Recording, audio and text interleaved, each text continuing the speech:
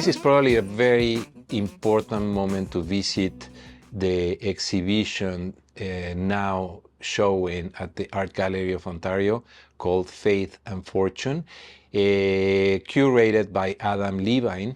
Very generously, Adam Levine gave us a tour through the exhibition, and we had the time to discuss the different moments and the different motivations behind this amazing show.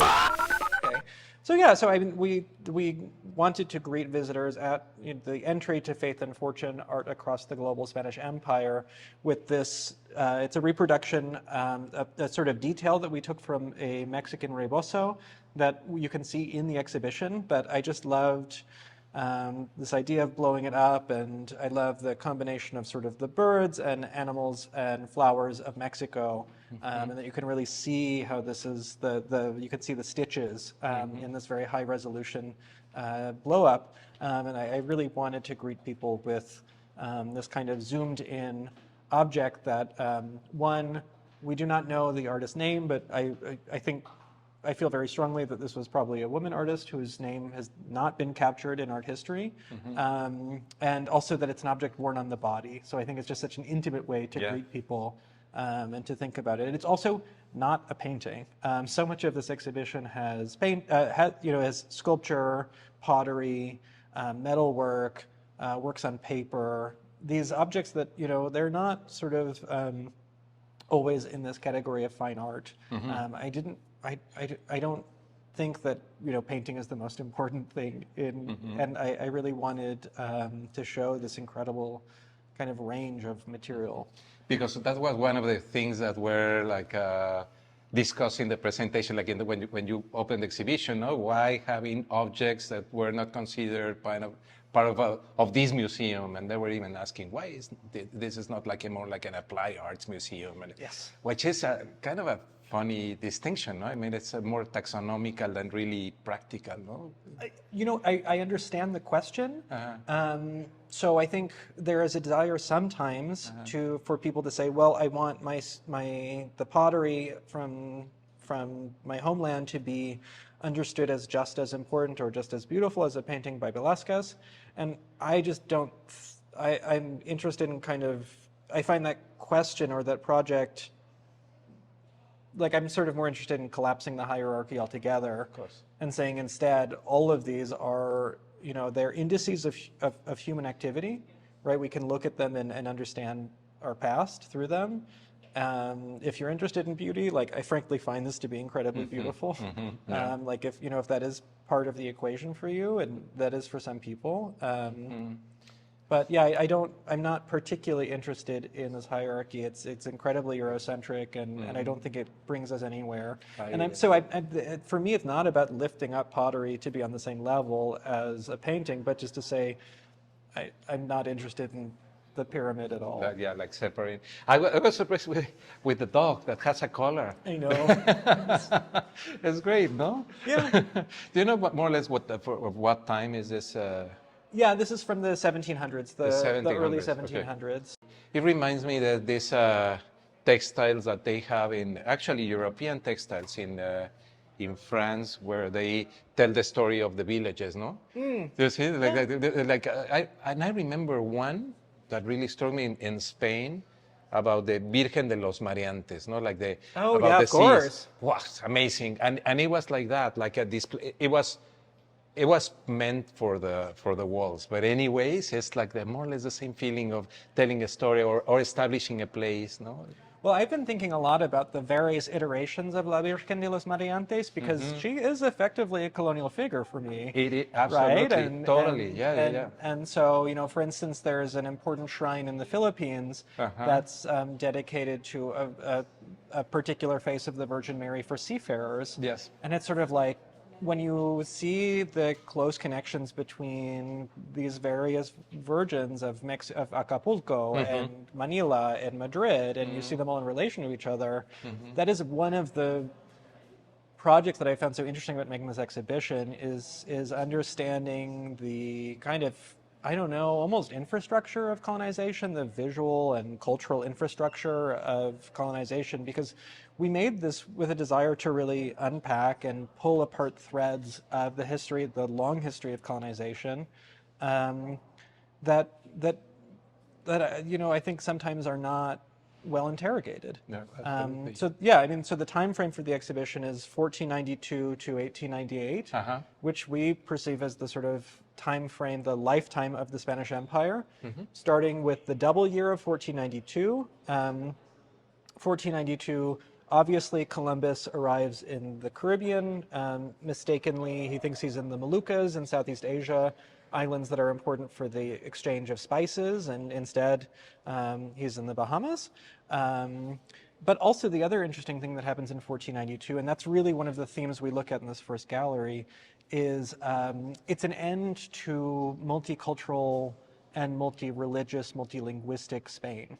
So prior to 1492, there have been Jewish and Muslim people sharing Iberia with Catholics, and in 1492, Muslims and Jews are expelled. And so I think it's very important to treat this as a double year. Yes. To understand that this is the same moment that Columbus arrives in the Caribbean, and Spanish colonization begins, is the same exact year that Spain is becoming a monolithically Catholic place, using language around race, la limpieza de sangre, and all of these terms that later on become, incredibly potent tools for colonization. It's almost like a blueprint of how Exactly. to, yeah, definitely. And I think that, and that's why I wanted this first room to really kind of Yeah. explore what we call making Spain. Because I think it's important to ask, who is this tiny country, this unlikely peninsula in the Mediterranean that goes on to create an empire that transcends the Pacific and Atlantic Oceans? Yes, yes. Yeah. The other thing that I felt was very important about this exhibition was that I've never really seen the Philippines play an important role in exhibitions about the Spanish Empire. I understand that academics in Hispanic studies are, in the past maybe 10, 15 years, have started to spend more time and to put more effort into understanding the place of the Philippines in this history, but I've never really understood why the Philippines are historically absent. Yeah, because I was going to ask you exactly that, because for me it's something that I haven't seen it before, and it's kind of why not? No, why? It's a glaring never? omission. Yeah, It's a yeah, big problem. I think obviously one issue is linguistic. The fact that that Hispanic studies, in its various cultural forms, whether it's literature or art history or musicology, has been sort of always the domain of Spanish language speakers. I think because the Philippines, no longer, because Spanish is not widely spoken in the Philippines today, it's kind of, that's one issue. A second, I think, is the fact that American colonization, still occupies a big role in the sort of cultural sphere of the Philippines. So I think people first think of the Philippines as being colonized by the United States. In fact, as a Puerto Rican, this has been a very interesting process for me, because the Puerto Rico and the Philippines share quite a bit in terms of their parallel histories. Both are colonized by Spain, not really for themselves so much, but as access points to other places. So Puerto Rico for the rest of Latin America, and Manila for access to China. And then they both have this double terrible fate of being traded to the United States in and 98, recolonized in 1898, which yes, is the of final course. year of this exhibition. Yes, yes. So we conclude, and I should say 1898, Spain does not completely cease to be an empire. Spain retains the Western Sahara. And that, of course, is a highly, there's much contention today over the Western Sahara. Morocco claims the Western Sahara.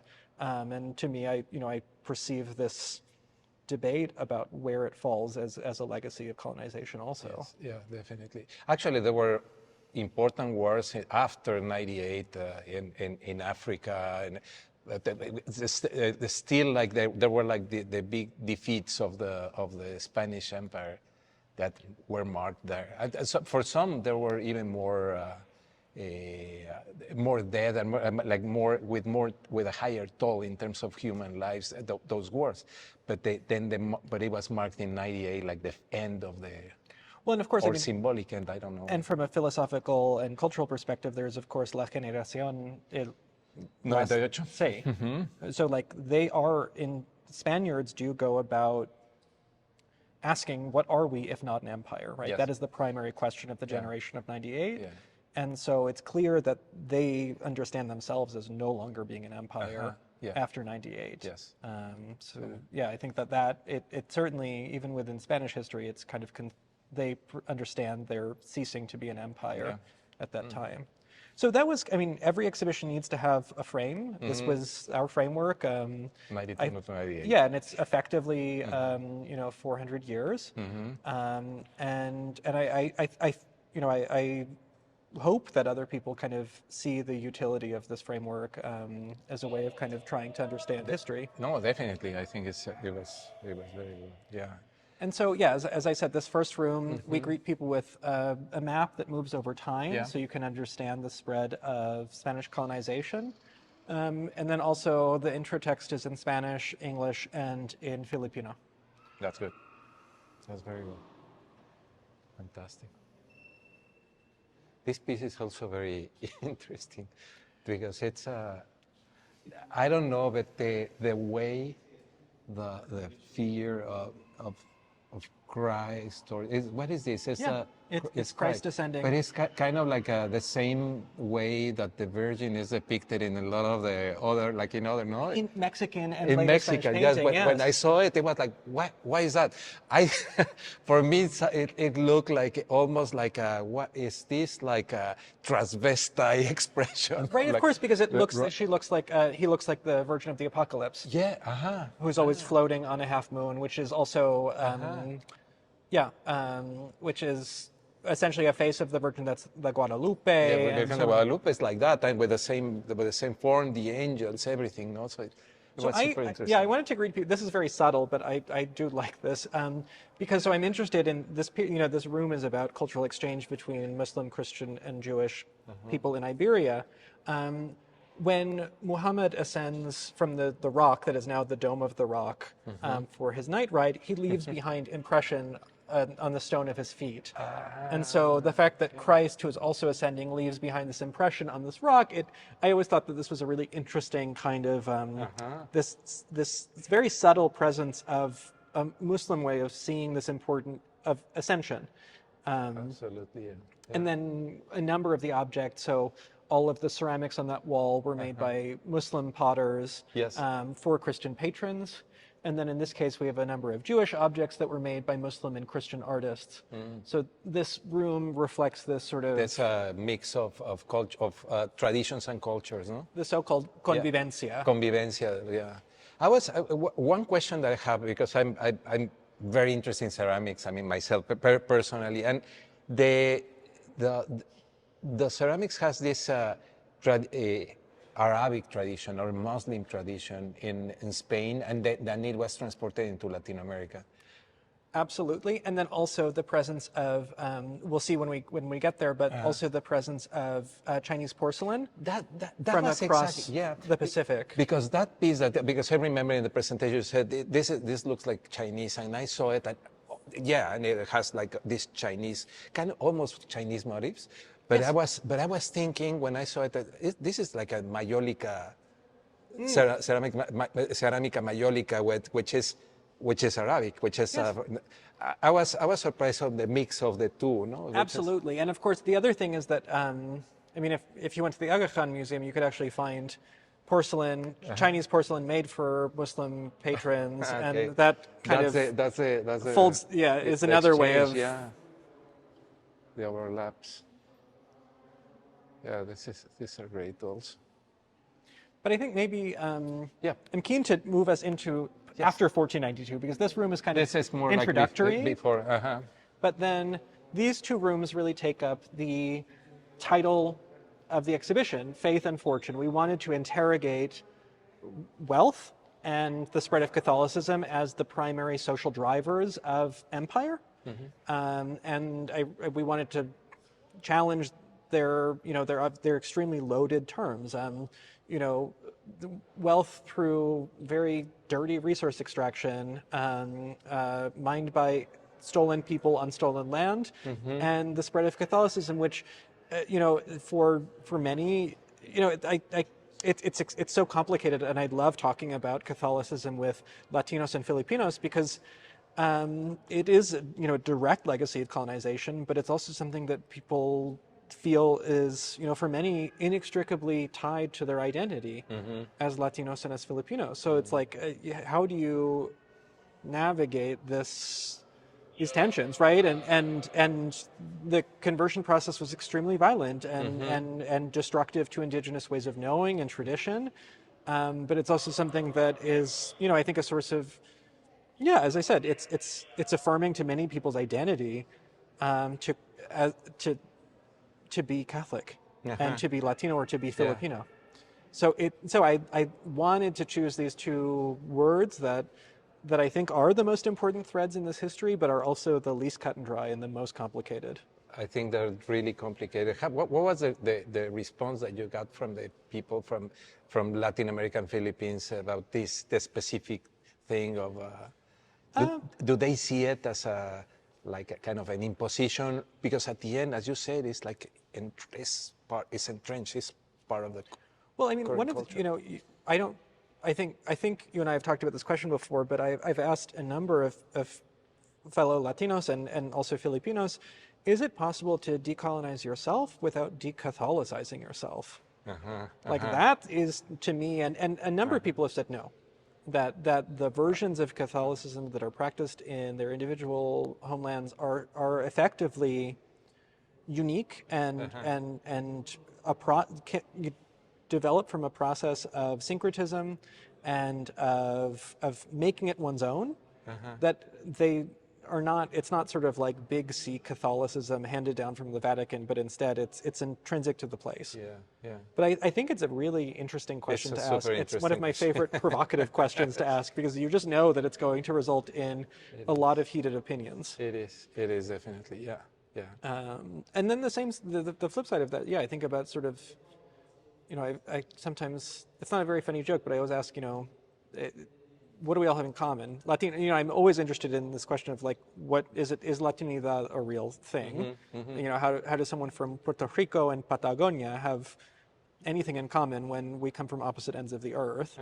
And the things that I feel we have in common most in our daily lives are the omnipresence of like, we all have olives in our cuisine and the Virgin Mary everywhere. And neither of those two things are indigenous to the places that we call home. They're extremely Spanish. And so, but it's what we eat, it's what we see everywhere. So how do you pick out the olives from your empanadilla? How do you extract the Virgin from the way that you move through the world? Is it possible when those things are foundational to how you perceive your cultural identity? And I don't know. But I love talking about it. No. But I think it's a very interesting topic, and it's a very difficult question to respond. No, that's and I don't expect there to be an answer, but but it's so so this room looks at resource extraction as the primary economic motivation and also the engine for colonization, right? Spain essentially spends money faster than it can mine it. And it's at once the mechanism through which Spain expands the empire, but also it needs to expand its empire to sustain continue the machine, no? Exactly. And so I think I have a grouping of objects here that I think makes this very tangible. Yes.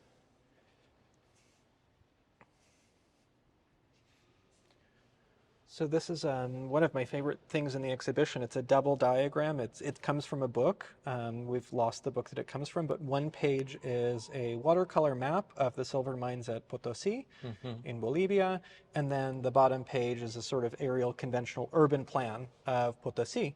And this is, the mine has only been really active, I think, for about 60 years at the time that this map is made, but you can see with this aerial view how developed the city has become in such a short period of time. Within a very short period of time, from the beginning of mining at Potosi, the silver that comes from there is already in markets in China and India. It has an immediately transformative effect on the global economy.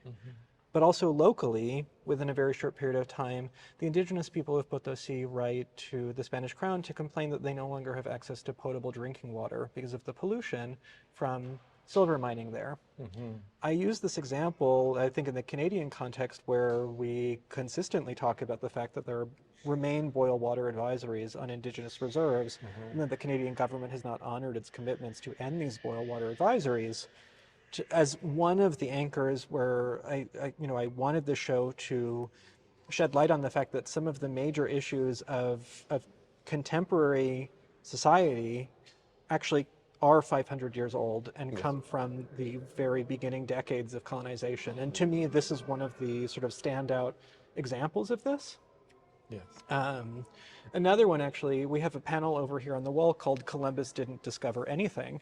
And we talk about Intercaetera, or the Doctrine of Discovery, which was a papal bull that was issued in 1493. And 2 days ago, the Pope issued a formal apology to indigenous people here on Turtle Island, and a number of indigenous leaders and activists responded, this apology is not meaningful. What would be meaningful is if you were to rescind the Intercaetera. I thought that was so interesting that another over 500-year-old legacy of colonization that continues to have legal and real ramifications on even the potential of decolonization comes from essentially the immediate aftermath of Columbus's arrival in the Bahamas. Actually, this is really strong because it feels like almost like a discussion of contemporary issues. I mean, the mining, the destruction of the environment from the mining in Canada, Canada talking to Latin America, Canadian mining in... if you go, one of the things you can access online that I love very much is the audio guide that we did, and the artist Louis Jacob did the audio guide stop nice. around resource extraction, and he has a really beautiful and very critical observation about the fact that Canada is today one of the capitals of mining. Of mining, of course, yeah. And so it's kind of interesting that we do this reflection on the legacy of resource extractions beginnings, colonial resource extractions beginning, here in Toronto. This object is a monstrance, so it was for displaying a piece of the host in Catholic Mass, and it's made from silver and gold, but I wanted to showcase it in this room to make this connection clear. The opulence and this religiosity is also a direct product of violent resource extraction. And of course, enslavement and enslaved labor is a tremendous driver of this work, right? That's indigenous enslaved people and Africans brought through enslavement to Latin America. It's extremely, it's violent, it's very destructive to the earth, and the finished product, I understand, and I don't, this isn't designed so that people aren't supposed to acknowledge that they find this beautiful. This is obviously, but I want it to become a sort of complicated, more dangerous object than we previously thought. I love taking a thing that might be perceived as benign and putting it in a new context. Yeah, of course. Yes, and it reminded me that in some of the churches in Mexico, they had like this gold covered in the walls, which is like incredible, that you could have all these churches inside covered by gold, and then in some of them the people started to steal the the sheets of gold and take it. It was a common thing, especially in the beginning of the 20th century, in 19th century, 20th century, that the people started to take the gold out, because this is the material itself is like it's crazy. Well, so this is kind of nerdy, and this is sort of how my brain works, but I think, so Spain perceives itself in this period as being at war on two fronts. One, the war to spread Catholicism across Latin America, and two, to defend Catholicism against the Protestant Reformation. So this is what the 16th and 17th century, Spain always kind of envisions itself as at war. And one of the major debates about Catholicism versus Protestantism is the veracity or the reality of transubstantiation. The idea that at Mass the bread becomes the physical body of Christ, and Protestants say this is a metaphor, and Catholics insist that this is very real. I think the subject is really interesting because at a time when Spaniards are accusing indigenous people of being cannibals as a justification for colonization, they're also at war to insist on the veracity of the fact that they eat their God. I just find this to be like one of the most interesting and glaring inconsistencies of the ideology and philosophy of colonization in this period. And it's why this object for me contains so much, because I always think about that. And that's another theme that we explore in the exhibition, is the foundation of anti-indigenous tropes that are used as justification for colonization, and even the ones that still persist today, and that I think settlers use today, and that also play a role in neo-imperialism. And this accusation of, around cannibalism, I just think is really nefarious, but especially in the context of transubstantiation. I don't know. I don't really have anything. I don't have a point other than to say that I think it's so interesting to kind of tease apart and to interrogate. Definitely, yes. Yeah.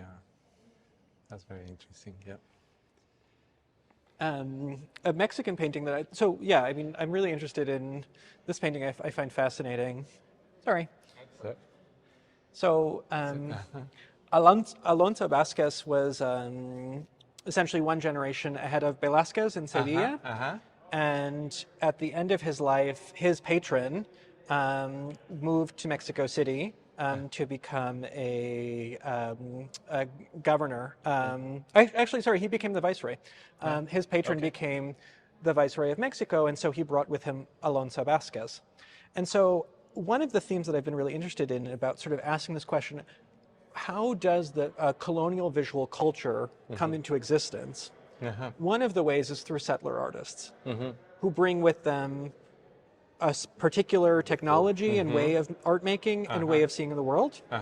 So this painting of Saint Sebastian, which he makes in Mexico City, I find it really interesting because if this sort of, you can imagine, or when you look at it, you understand how European beauty standards, European ways of art making come through a person. But I was also looking closely recently, and I noticed that this tree is an oak. You can even see the acorn and the carefully delineated oak leaves. He essentially brings with him an invasive species in his mind that he plants in Mexico. Right? This is not obviously a tree that he's looking at around him. It's a tree that it's in his image bank as an artist. And so even just the way that flora and fauna look, notwithstanding the obvious thing of the whiteness and the way of the sort of Renaissance aesthetics of the body, but even just onto the level of the flora and fauna being invasive and being imposed, I just find that to be this really fascinating element of the painting, and also trying to think about sort of this question of how does colonial art in Mexico, in Puerto Rico, in Quito, which is a place we'll look at, how does it look the way that it does? I never imagined this, but you're totally right. I mean, it's transported, no, from a different place. Well, here you have these ancient ruins. These are not the ancient ruins of Tenochtitlan. No. Right? This is this like ancient Roman fantasy. So that kind of erasure by saying that the ancient ruins in our landscape are Rome and not Tenochtitlan, I think it's a form of very real violence and willful ignorance of history. You're right. Yeah, I was thinking in that it reminded me like all this way of thinking in the late 18th century, 19th century, where they transported worlds that were not theirs, no? Like thinking in Middle East cultures, in Europe, in Paris, for instance, like transporting something and it's like in the World's Fair, the yeah, yeah, Exposition like Universelle. exactly, which is the same. But in this case, it's very significative to have the oak and something that doesn't belong in the colony, well, in the Americas, no? Yeah, Yeah. it's easy. I mean, the tree metaphor, obviously you can follow it to its end, but it's easy to see how this kind of way of seeing the world plants its roots and becomes, as it spreads across the landscape, becomes very hard to fight back. Yeah, that's very interesting.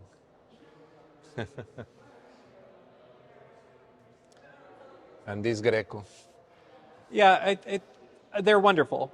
they're great, but it's more like a reference, no? It's that you said that like having them here or what? You know, I wanted to kind of think about religiosity, and he's also he's an itinerant artist too. But he? It's a different kind of itinerancy, right? Yeah. I'm not trying to say that El Greco being born in Crete and moving to Italy and then to Spain is not the same thing, of it's course. Not the same. As They're someone going from Sevilla, no. to America, but he never went to America, no? No, Luis de Morales also. I really wanted I wanted this room to be kind of introductory to Spanish Catholicism. Yep. The kind of 16th and 17th I was wondering when I saw it. I was thinking if he was. Maybe I didn't know that he was in the New Spain or like in the colony. And so I mean, I think polychrome sculpture is truly special to Latin America, the Philippines, and Spain. You know, it's and also I think one thing that's interesting is that the artists in all of these territories use essentially many of the same techniques, and you can see the movement of techniques. So, for instance, artists in Spain use a practice called estofado to create this texture with paint and with under layers of clothing, and actually we see that in Quito and in Peru and Mexico. Estofado is practiced by all of them, and so that's again a testament to the movement of settler artists, but also technologies, books about art making. Another thing that I find really interesting about the artists in essentially all of these territories is the use of elements like glass eyes. So this is by Pedro de Mena. He's a Spanish sculptor. But if I take you over to this Mexican Virgin, has also a glass eyes. And not only glass eyes, but she used to have tears in these holes, and then also she used to have an arrow piercing her heart. And these are all missing today, but it's this practice of using elements like glass eyes, ivory teeth. Actually, this Virgin, which is also from Mexico, she's missing a wig. She used to have a human hair wig. A wig. So you can see there are little holes in her ears where she used to have metal earrings. And then it's just kind of a cap, and there used to be a human hair wig that went on top of her head. And this is so that, you know, when it's being processed, you can imagine her hair blowing in the wind, and these elements, these elements of glass eyes with the possibility of the sun glinting off of them, and hair blowing in the wind, the potential for these images to, you know, perform miracles is so much more possible. Super powerful, absolutely. Yeah, they're extremely powerful. Reminded me that in some Christ figures, they have when they discover that in the back they have ribs made of chicken ribs or chicken bones. Yes, which is like wow, and they're hidden with a cross. So it's something that only the person that did that makes it. It's like, what is that? So I remember that with the idea of having a wig as almost as a performative element, something like, you know, like a... Yeah, and this is an example, I think, you know, we don't know who made this. I believe that it was very likely, you know, like a rural workshop in Mexico, potentially, and maybe very likely an indigenous artist. And, you know, I think a really good example of thinking about sort of some of the earliest generations of indigenous artists who have undergone forced conversion and colonization. Think about the visual output that comes out from this generation of artists. Another indigenous artist in the exhibition is Manuel Chili, who is one of the master sculptors of Quito. Quito was a tremendously important city for art and luxury goods in South America. And as you can see, they also have glass eyes that are so evocative. They represent the body after death, and then the soul in hell, in purgatory, and in heaven. The sort of kind of a teaching tool for explaining Catholicism to people that are, Completely didactic, no? Like taking the steps, like these are the steps. Yes. It's amazing, spectacular. exactly. Yeah. They're, Really great. obviously so evocative and Yeah. wonderful. And then, one thing that's been really interesting is that the Archangel, San Miguel, is, he's kind of in everything. He's incredibly, there's an incredible devotion to him in the Philippines. But and here in Toronto, it's supposed to be the saint of The patron Toronto, saint? the patron saint of Toronto. Yeah. He's really everywhere. And this is a good example of that estofado technique that I was talking about on the okay. clothing, which you have on Spanish work and in the Philippines and across Latino America. And it's lacquer. How you call it? A lake? Or It's what is painted. that? It's painted wood, but it's Painted wood. built up on layers of underpaint and plaster to kind of create the sensation that you're looking at Yes, real like a fabric very folds. fabric. Yeah. I want to show you one map. Well, I'll show you two maps because I love there are great maps in here. But one is this one, the map of Tecualtiche, which I think is tremendously important for our understanding of the history of colonization. In the first decades of the first century of colonization in Latin America, the Spanish crown directed local settler governors to, one, fill out a questionnaire, like a set of questions about the land that they were colonizing, and two, to produce a map. And Tecualtiche is an interesting example because both the map and the questionnaire survive.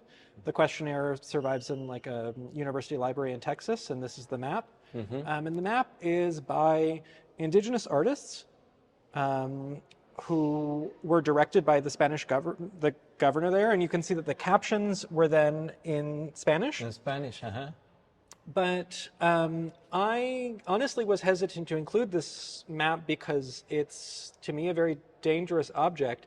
It contains a number of the earliest anti-indigenous tropes that were used by Spaniards as justification. like this is like a sacrifice, no? Here. So this section is about sort of prior to Spanish presence, how they're constantly at war with each other, Yes. human sacrifice, indigenous people naked, and so this was then sent to Spain and used as a document to justify colonization. And of course, these tropes of human sacrifice amongst the Aztecs and Mexica, of indigenous people constantly being at war with each other prior to European presence in the Americas, of nudity, all of these, I think, remain in settler discourse today. I'm not sure that any of these myths have been successfully debunked to the point that a lot of settlers have divorced themselves from these ideas altogether. I've heard this before from settler Canadians that, prior to British and French colonization, the indigenous peoples of Turtle Island were constantly at war with each other. This is a kind of a barbarian vision of the past, no? And we arrive here to change it and to save the Exactly. This idea of the white savior. the white savior, yeah, definitely. Yeah, exactly. This is one of the foundational documents of white saviorism, and so, and I think it obviously, to be able to put it in this context, I think is very important for the exhibition, and to understand that this was a very potent tool. In Madrid, it would have been extremely gratifying to see something like this and say, oh, of course, we have to continue our mission. We're doing well, no? We're on Well, the and of right course, track. and this goes back to this faith and fortune, right? Because it's lucrative to continue colonization, but of course you can manufacture a moral justification for colonization through documents like this. Very similar to like when we talk about the Middle East in current times. No, it's like they do like an invasion, and suddenly we're saving, we're, I don't know, helping the people to go into progress. And no. So this map is also it's another favorite of mine, just because it's rare in terms of its scale and quality and its date. It's from 1526. Wow, well. And I've been recently thinking about why it remained in such good condition. And I think basically that's because as soon as it was made, it effectively immediately became obsolete. You can see that the artist expresses European ignorance of geography by using this watercolor and kind of fading out and saying, oh, we don't really know. We don't know what's behind this. Right, and so we go from it's just the Caribbean, coast and the islands. Florida, Greenland. No awareness of where we are, no awareness of the western coast, and also of South America. So this map gets made. It's an extremely sumptuous example. You can see it might have even been made for the King of Spain. The Habsburgs. And then as soon as it's done, there's more information probably arriving in Spain about the rest. And so it gets rolled up and kept on a shelf, but you would never consult an out-of-date map. So as a result, it survives in pretty excellent condition. One thing that's fascinating, so Ferdinand Magellan arrived in the Philippine Islands in 1521. He died. He was killed by Lapu-Lapu trying to colonize the Philippines.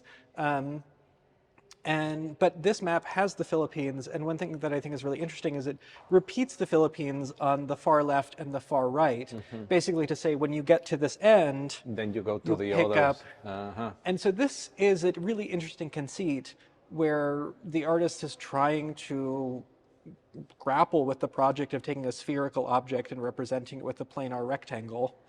And this is the only map I can think of that I've ever seen in my life that encourages you to start over on the other side with that visual cue. It's very clever, and it's also, I think, so interesting because of the moment in time that this represents for the Philippines.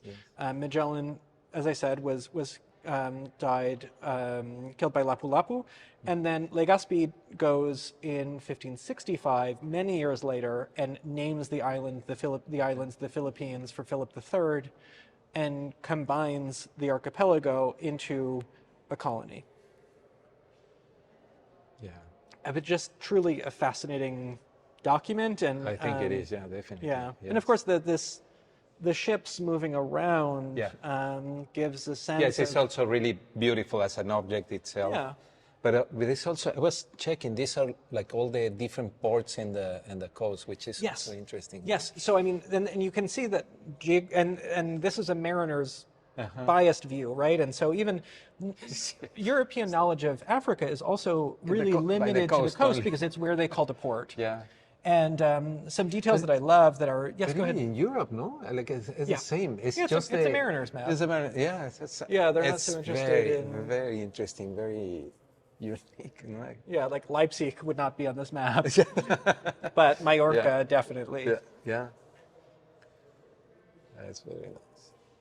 And also the colors are great. I mean, I think it's like aesthetic. It's rare and wonderful just by virtue of itself. I mean, this object to me introduces one of the important questions that I thought the exhibition we took great pains to address, which was essentially artistic exchange across the Pacific. So the first time I saw this sculpture in New York, I thought it was from the Philippines. I got so excited. I said, "Oh, this is a wonderful example of Philippine sculpture," and they said, "Actually, it's from Quito, but there are so many." Sculptures in Quito at this time with ivory faces or porcelain faces from Asia. Asian face completely, no? That the artists there are, responding to the presence of these sculptures, and that's the theme that we explore further in the exhibition is what I call essentially a silent conversation, where artists in Mexico and South America may never meet artists in the Philippines, but they annually, from the galleon trade, receive art that comes from the opposite coast. And then they respond, they make new art forms based on what they are seeing. And so this is an incredibly creative, inventive, incredibly rich period of artists in dialogue, but they never actually meet. And so that's why I call it a silent conversation, but it's very interesting to see this is very much a product of this silent conversation. Yes. It has very, very strong, important connections to the Catholic art of the Philippines, but it is absolutely a product of Quito. Yes, it's really amazing. And then, of course, the silver, which is coming from silver mines in maybe even Potosí. The wings, this added element. Yeah, but the face is really impressive because it's almost like a Japanese. It's almost like Yeah, like, there are these very like Asian, but yeah. Yeah, to me it's very much this product of the Manila galleon trade. This sightline was very important to me. I wanted to put this painting by an artist in Mexico in dialogue with the much larger painting of the Virgin. You have these two Virgins side by side. And I think one of the things that's bothered me the most over the years about the way that colonial Latin American artists talked about is that artists of colonial Latin America are always sort of accused of making poor copies of Spanish artists. And so I really wanted to create a moment where you could look at two different Virgins of the Apocalypse, one from Mexico City and one from Madrid, and understand that enterprise of asking which one is better is so unhelpful and so uninteresting, and instead to see that they're obviously closely related, but they're driven by different motivations and operating in different cultural contexts. So, I think they have wonderful things to say to each other and to do with each other. But, it certainly, when you look at how beautiful this example is, it blows out of the water this whole myth that it's somehow worse. I'm just excited to kind of dispense with that way of thinking and way of talking in museums.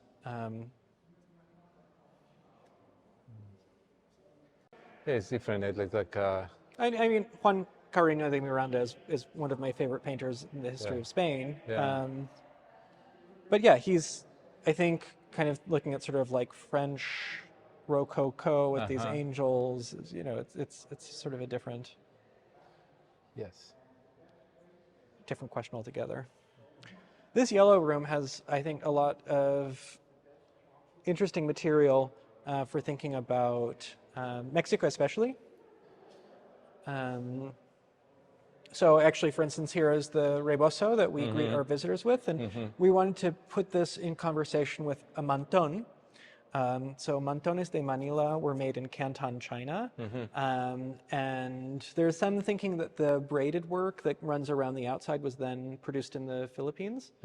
And then mantones were, the sort of an extremely desirable luxury good for affluent women all across the empire, women in Manila, but also in Mexico. And then in Madrid, it eventually became the signature garment for flamenco dancers. Yes.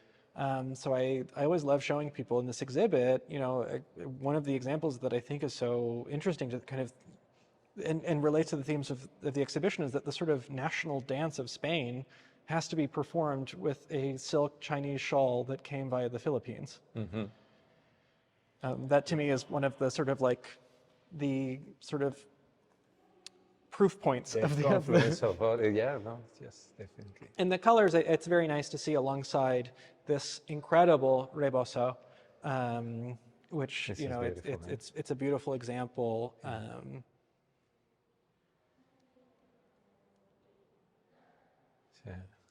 There was this expression of ¿Dónde vas con mantón de Manila? Where are you going so elegant? So fancy. So fancy. Why are you so dressed up? One of the elements that we were interested in was looking at how the printing press and then also knowledge of indigenous languages by Europeans are all essentially technologies of colonization. So for instance, you have this is an Aymara dictionary. And then here you have, it's in Nahuatl, it's a confession. So this is literally a tool made for a Spanish settler priest to go and to force, to force confession on indigenous Nahuatl speakers. Wow. So, I mean, when we think about this as an object of violence, as a, essentially, a tool of colonization, so I'll just say that, the first printing press is brought to Mexico City in 1539, and the first printing press is brought to Manila in the 1590s. These are very few decades after the creation of a colony. So the fact that it is one of the first priorities for the Spanish government to bring a printing press is evidence to me that these are understood as some of the most, the most potent technologies of colonization that exist. If you can make books, if you can, Well, produce the paintings and the language itself as a technology, the Spanish language as a technology, that has to be implemented and established in the place, And then this is, a really sort of compelling object. It's a codex from Otlaspan, which is in Tepeji today, and it's half in Spanish, and it's pictographs that are could be read in Otomi or in Nahuatl. They can operate for both languages, and it's essentially a treaty, but it's a treaty under duress about land rights. And so the fact that it's produced in both of these languages, I think, is important. And then, this is a sort of pocketbook of sermons and morals in Nahuatl. En devocionario. This section, it largely is about women as writers and as patrons of art. So we have 3 first edition books by Sor Juana Inés de la Cruz, who's one of my favorite historical figures of all time. And then one thing that's quite interesting about nuns in colonial Mexico is that at one point they were banned from wearing jewelry because this was perceived as opulent and ostentatious. And so they got around this by commissioning painters to produce escudos for them. And so these are 4 examples of escudos de monja that were worn on the chest as these sort of oversized necklaces. And all of them, we believe, at least 3 of them, we have identified male artists. So just thinking about women as patrons of art that make art, that occupied this position to be able to pay artists to produce these. And the fact that the very invention of this form, the escudo, comes out of this sort of social necessity, that they have been prohibited by the male hierarchy of the church from wearing jewelry, and they respond by saying, okay, well, instead. And some of these escudos actually kind of pantomime jewelry, right? You have this gold layer that runs around, and then I've always felt that these flowers and putti that run around look almost like either enamel or jewels laid into gold. So they pretend to be jewelry. They kind of flaunt in the face of this ban, this prohibition. What are they made? It's paint on copper. On copper, okay. So I find that really kind of, this is one of my favorite They're really beautiful. I mean, yeah, they're these kind of incredible acts of small rebellion, right? Yes. And it has this kind of like, I don't know if it's transparency, but it gives like a depth on the material. And that's copper. Yeah, like that's copper. really, copper is, it's a medium that is a number of works in the exhibition from Mexico and from Central America are produced on copper. And it's a wonderful material because it does produce this sort of incredible sheen and depth. These are all incredible and different views of Mexico City. One is a painted map. And then we have these, but this is one of my favorites. This is a paper cut. I always say it's like papel picado on This is steroids. so beautiful. And so you have, obviously, papel picado is like a centuries-old tradition. And it has this brief period in the early 19th century where artists in Mexico City make these unusually detailed and kind of impossible to conceive of paper cuts.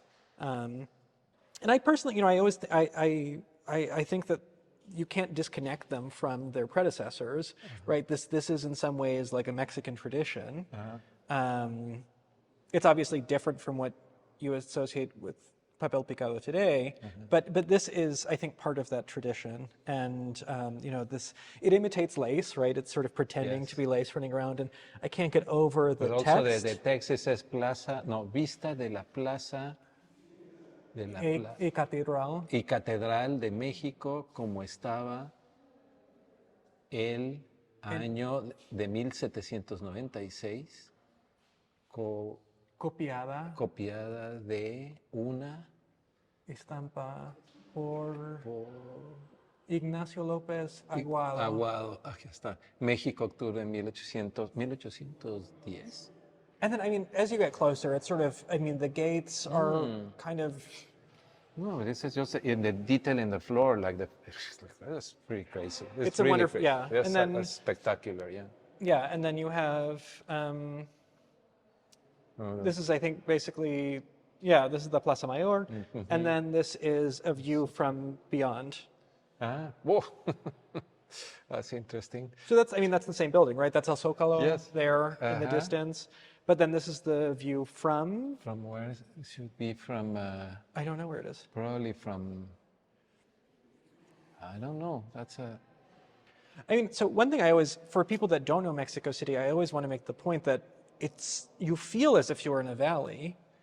And this is because one of the most kind of hard to wrap your brain around facts of the colonization of Mexico is that Tenochtitlan was built on a lake, and the Spaniards drained it. Drained the lake, yeah. So this is not a valley, but It's this a is lake. the edges. It's the bed of the lake. The shore, right? Exactly, it's the bed of the lake. And I was thinking that probably this is could this be where the Castillo de Chapultepec was built in later on? Because it's like a hill, or I don't know, or el Cerro de Tepeyac, probably in La Villa. I don't know. But I mean, for me, when I think about sort of the labor that it must have taken to drain the lake. Yes, it's unbelievable. And I was thinking, because I always think about that, what would have happened if they would kept the lake? Yeah. Because Mexico would have been almost like Amsterdam, no? Like a, like a city with channels and no. Yeah, absolutely. And it was really insane to do we that. see that also in this iconographic plan of Mexico City, which is just sort of surreal from a lot of different perspectives. The sort of like French Rococo artist with this fictive, fake ancient Roman column, which goes actually back to the Alonso Vasquez that we were talking about, how this sort of the settler perspective of Mexico needs to be enriched somehow with ancient European spolia and things, or as a way of making it fancy. It's kind of almost like giving some validity to the, no? I think it's so, to me it's a detail that you really have to interrogate and look closely at. And the text is difficult to read, but I guess that is siempre noble imperial. Esta siempre noble imperial gran ciudad de México, cabeza de reinos, the head of the kingdoms, head of kingdoms. Está muy bien. Muy bien. We have two paintings by Diego Velazquez here. One is really one of his first important commissions at court in Madrid, and then one much more intimate, unfinished painting that he produced later. I think about Velazquez as an artist that I think about a lot, because when we wrote this label, this painting is by Velazquez, but he also enslaved a man named Juan de Pareja, who was in his studio, and I often wonder, how could I write this label to remind people that there is invisible labor of Juan de Pareja in here. It's not sufficient to just claim that all of this painting was made by Velazquez.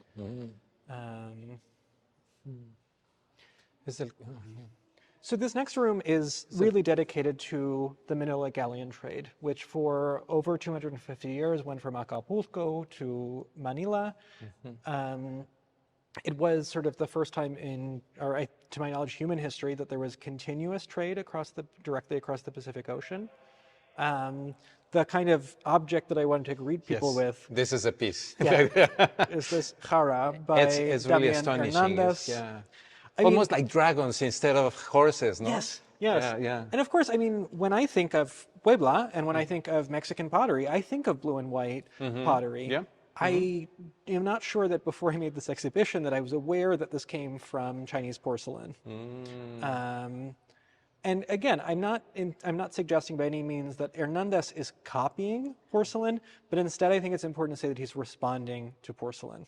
Ah, okay. Right? And because it's made with techniques and materials that are centuries old and are indigenous to Puebla, but it is the creation of new art forms through his response to porcelain that he's seeing for the first time coming from China.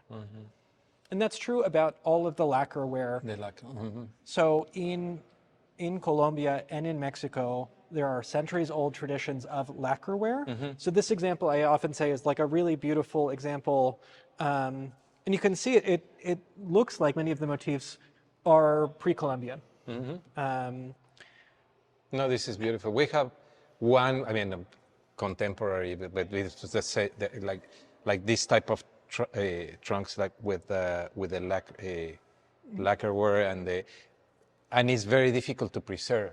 Yes, because it's so easy that it just falls apart with the heat and with the changes of temperature. And so these lacquerware become they're fascinating, but they're part of this silent conversation that I was talking about with the arrival of lacquer from East Asia.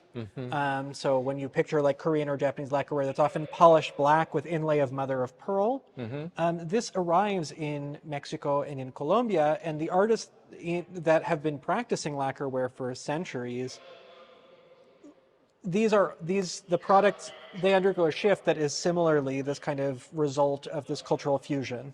So I love this. This is one of my favorite examples. This orange which we saw on the example over there that I said was sort of very emblematic of Mexican traditional lacquerware. But then you add lotus flowers and this almost Chinese calligraphic rooster in the center. And then you have the white settler patron portraits that are running around. This object sort of manages to contain many different all these different societies or many different cultures in one object. They're very rare, they're never signed, but this is attributed to a group called the Greyhound Workshop. And you can see that there are these greyhounds running around the perimeter. And they think that actually there's one workshop in Mexico that in Periban that always kind of signed their work with these little greyhounds. I didn't know that. Okay. So that's very cool because otherwise we do not know much about art history has not recorded the names of the makers of many of these objects. And this is the Olina La, no? Olina La Guerrero. Yes. This is also an amazing piece. Yeah, and similar, this is a good example for me of this sort of parallel of East Asian. So you have this very dark background, and then these white figures and the orange figures that appear emergent. That is the sort of equivalent of the inlay of mother of pearl in the Japanese lacquer. And these are really great examples too. For instance, this dragon on the gourd. I mean. Yeah, it's by an artist in Pasto in Colombia. Yeah, this could be an Asian piece, Absolutely, and this one too. This one I've always felt looks essentially like papel picado. Yeah. The kind of delineating. Where is this from? This one is from Olina. Okay.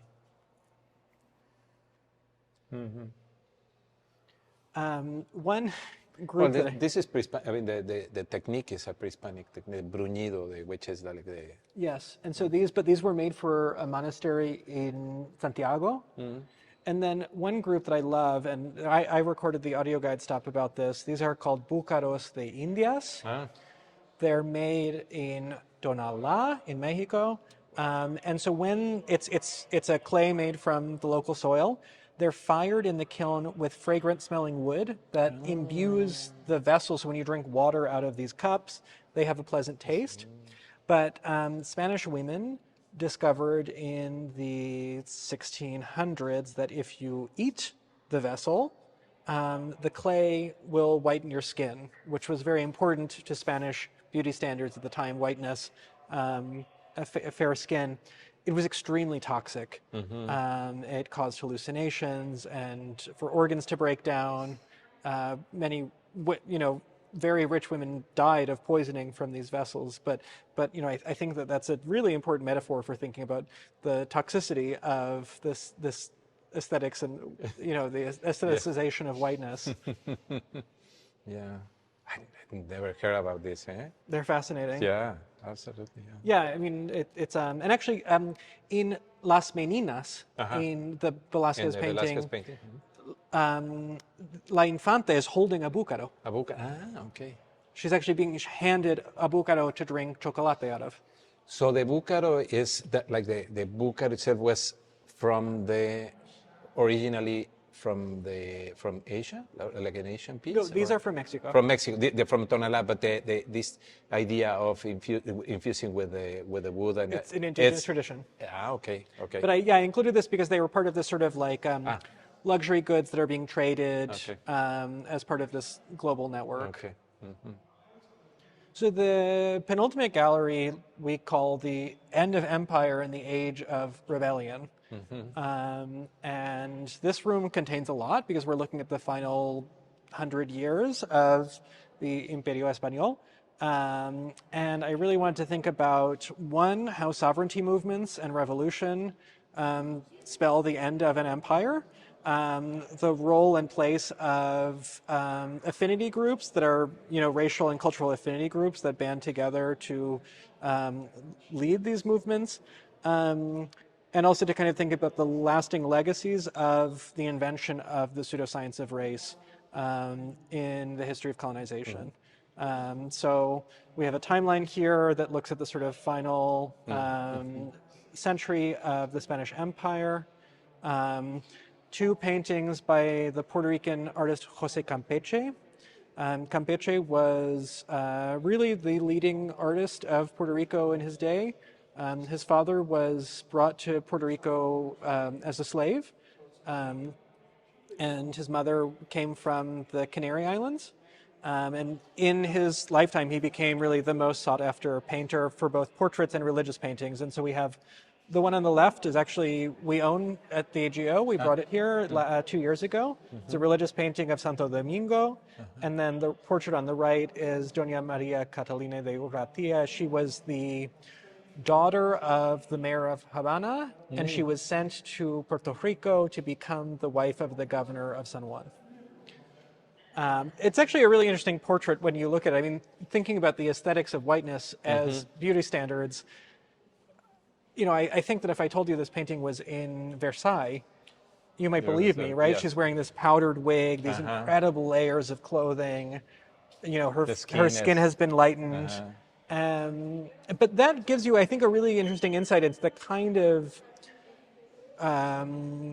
social circles that ran this empire, right? And the world that she lives in, which is so insulated from Puerto Rico. She's living in this Rococo world inside a governor's palace that is like so out of touch with the enterprise that she's surrounded by. I mean, it must have been stiflingly hot to wear this wig and these layers in San Juan. I'm not trying to empathize with her, but I am just like kind of aware of the kind of elaborate rituals of the late empire that, the governor's wife is made to dress as if she's at court in Versailles or in Madrid. She has to wear this wig and create this vision of whiteness and white femininity as the sort of figurehead of the colony. Yeah. And then, of course, the chance to put Campeche, who is a contemporary of Francisco Goya, was like kind of thrilling for me to be able to put them side by side. Because Goya is very rarely in conversation with the artists of the Spanish Empire outside of Spain. But they're absolutely contemporaries. They're painting sort of similar worlds. In fact, if you look at this portrait of Doña Maria, and then look at that Goya of this like military officer in Spain, they look quite alike, and it's easy to imagine what they have to do with each other. Yes. The painting to the left of that Goya is wonderful. Um, I mean, we're returning to Puebla with this. It's by Jose Agustin Arrieta, who is a painter, a very popular and successful painter in Puebla. This painting is dated to around 1843, and I have a couple of things that I think about this painting a lot. One is that depending on the age of the subject, he might very well have been born into enslavement, which really only ended officially in Mexico in the late 1830s or mid 1830s. And it's not a portrait, right? It's important to clarify that this is not a portrait. We do not know the name of the subject. He was probably paid by the artist to pose, and it's he's holding this kind of basket of tropical fruit. But I think it's still an incredibly beautiful painting, and it's quite interesting to I think it's really important. So often, and I don't know if this is as true in Mexico as it is outside of Mexico, but I think a lot of North Americans have no idea that around the African enslaved presence in the history of Mexico. Yes.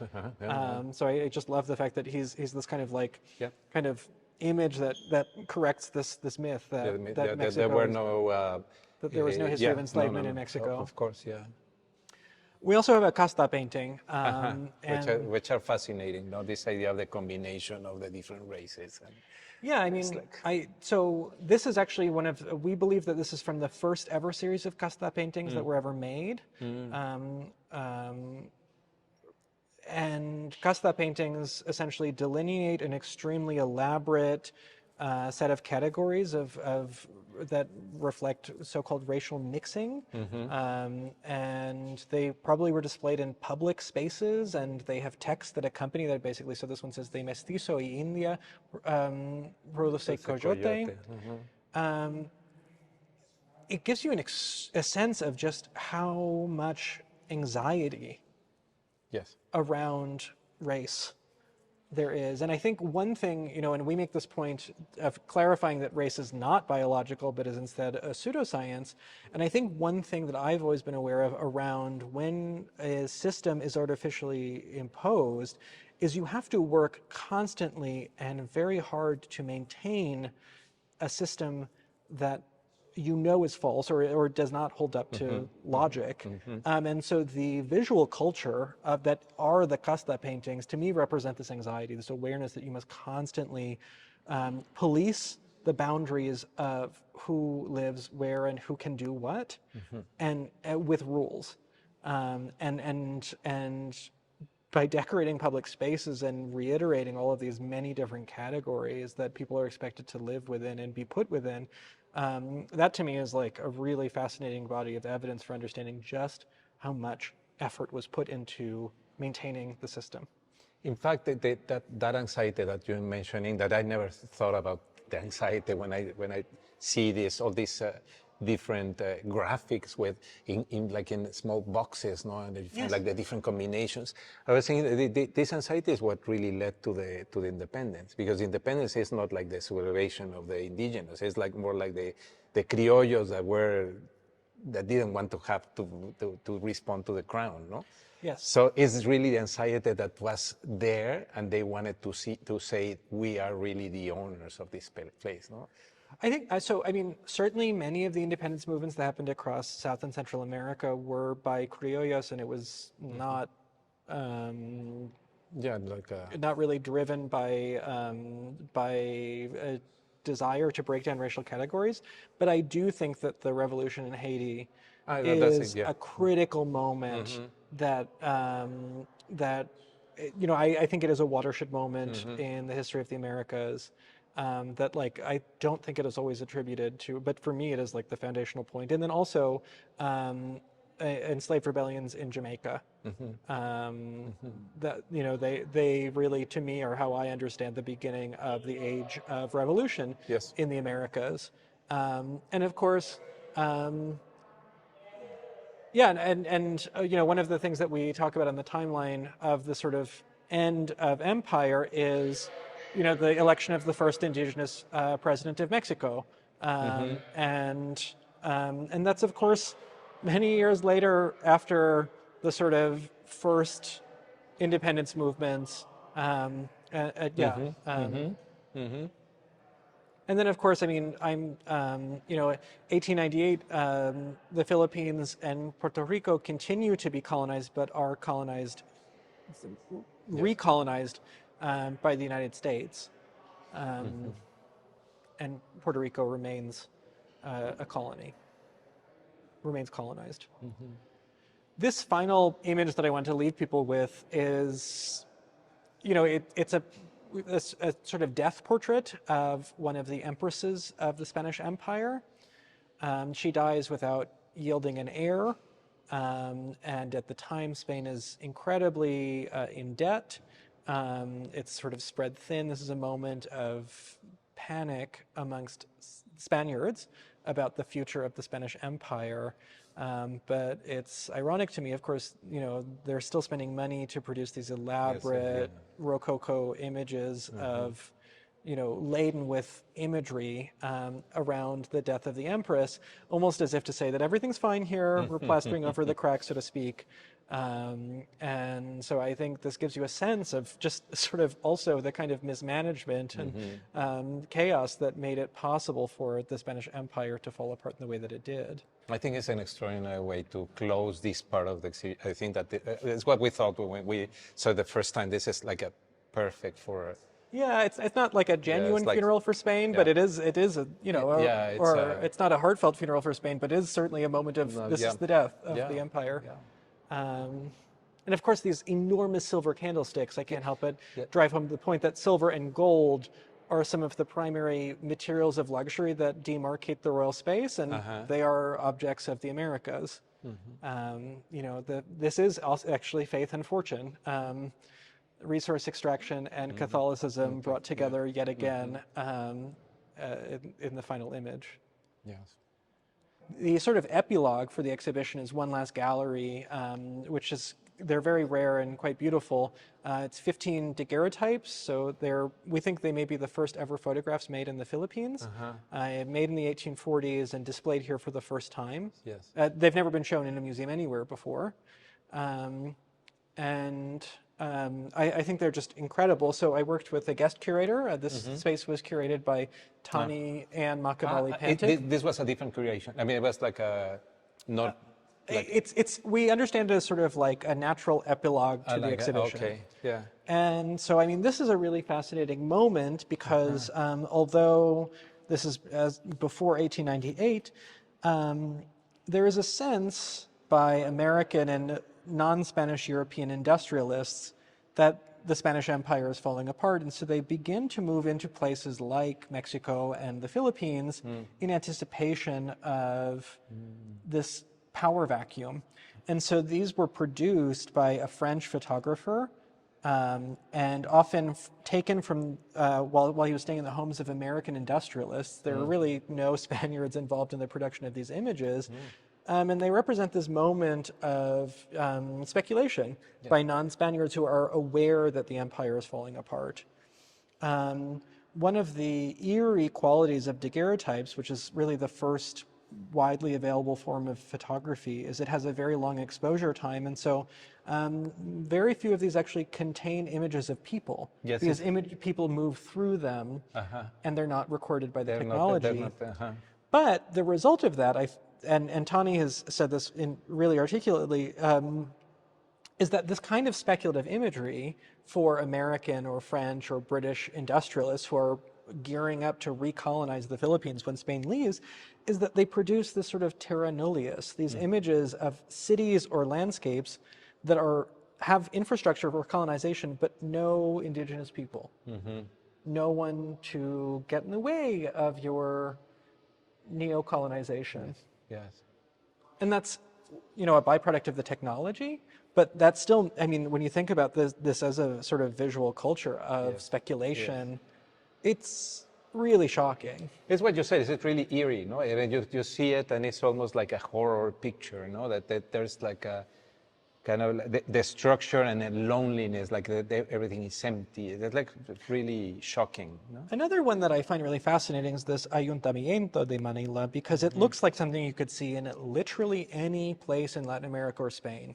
Almost And like to me, that shows the absolute laziness of Spanish colonization. This kind of cookie cutter, we will build our headquarters, we'll send the same architects, the same floor plans everywhere, regardless of whether that suits the individual context that we're building in.